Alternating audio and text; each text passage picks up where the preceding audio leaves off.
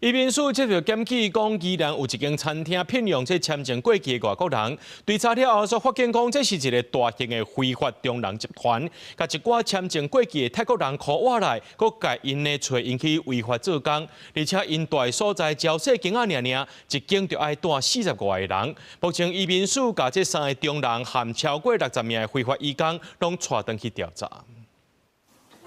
专案小组点点啊就人压制过问的人。经经完成包围行动，移民署顶日接到检举，有餐厅聘用超过期限的外国人做务工，甚至调查了后发现，背后竟然是一个姓尤的女子加姓卢的查甫人等人组成的非法中介集团。查获非法中介3人及逾期泰国籍人士多达57人。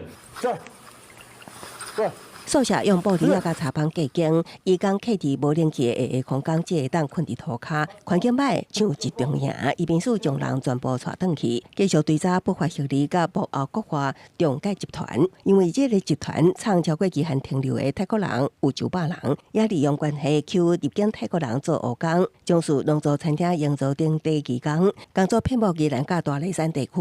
非法聘雇未经许可外国人，恐面临新台币15万元以上75万元以下罚锾，5年内再违反者，处3年以下有期徒刑；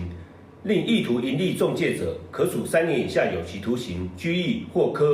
并科120万元以下罚金。非法中介、强迫也是骗劳动案件不时传出民团经费欠干问题严重，加上制度无健全，互不少业者有机会，应该为源头甲人权保护去完善制度的不足。